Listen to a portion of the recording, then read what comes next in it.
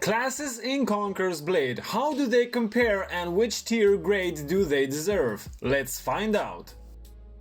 Luckily, Conqueror's Blade is a highly strategized game which enables each and every class to play a crucial role in winning or even carrying the game. From short sword to dual blades to longbow, every class is viable to get the title of MVP. However, some classes by average do prove better than others, thanks to their diversity, survivability, or ease of use in Season 8. Pike was recently introduced in Season 8, tempting many players to pick up the weapon and learn the ways of the dragon. Luckily, it proved to be a very useful weapon, resulting in many players maining the weapon in Season 8. It brought a completely different style, featuring skill combinations which brought an entirely different approach to using your skills. Along with that, it has good horse combat capabilities and an ultimate that has a cooldown of only 28 seconds, the shortest by far compared to other classes. The ulti not only has a very short cooldown and is quite powerful, it also enables you to combo with one of the 3 normal skills after use. All of this earns an A rank for Pike and is recommended for advanced players.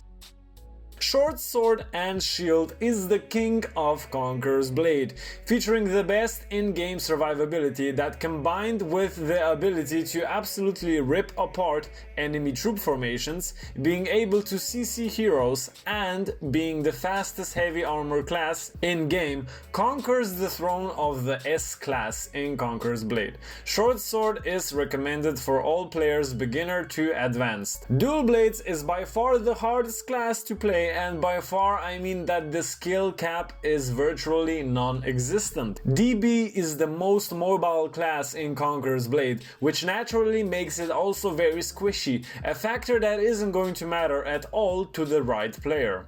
DB is the most deadly class, often you don't even manage to see it coming, and once you do, it is usually too late. Although lacking in crowd control abilities, the class is of crucial importance in all matched battles. However, it is very hard to play and is recommended for advanced players only, which earns it the prestigious A rank. Quick reminder, be sure to like the video for that LTube algorithm if you haven't already. Nodacio was and is a very controversial class to many players. It is the only class that can lifesteal through dealing damage, and the only class that comes close to Short Sword regarding survivability thanks to the current seasonal runes. However, it falls off on the ability to rip apart through enemy formations. However, it does make up with its heavy CC resist and CC capabilities. As a damage dealing tank, it is hard to play and master since it doesn't excel in neither, which gives it the gold medal of B rank, recommended for intermediate players.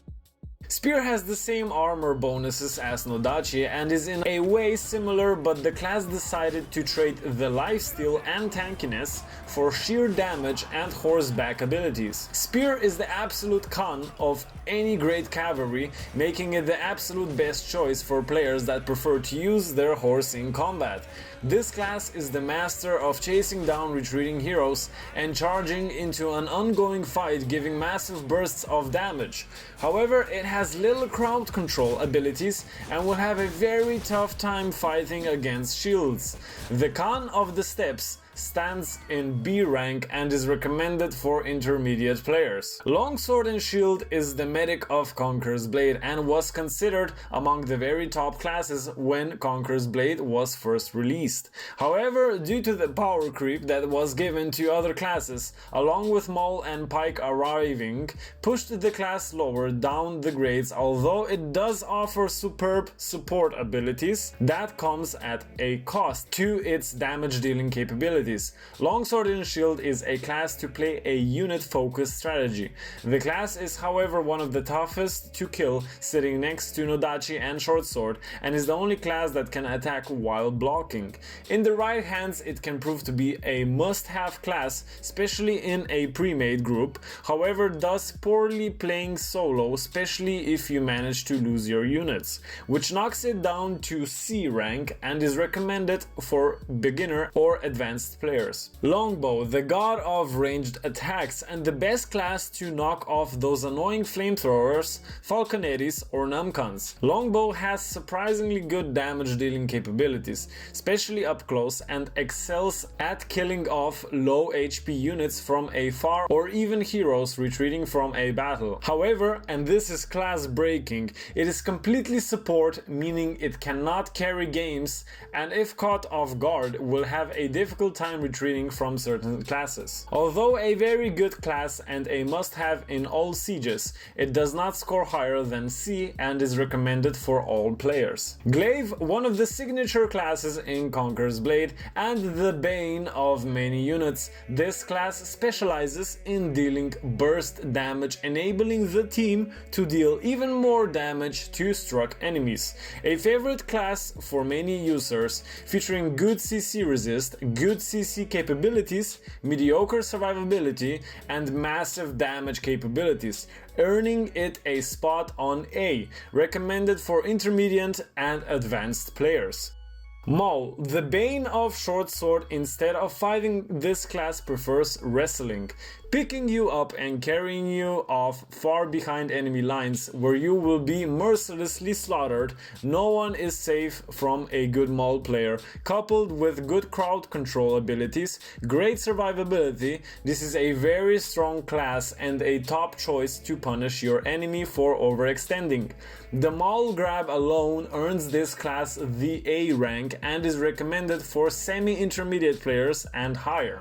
Polax is the ox of Conqueror's Blade, specializing in pushing forward and mowing down enemy heroes. It has awesome armor penetration and damage and is the only class that can one-combo heavy heroes without bigger troubles. The god of 1 versus 1, however, suffers from being very slow and lacking in crowd control abilities. Damage-wise, it can't compare to Glaive, and movement-wise, Pike will dominate over it, placing it at a solid B rank, recommended for all players. Quick reminder, be sure to like the video for that LTube algorithm if you haven't already.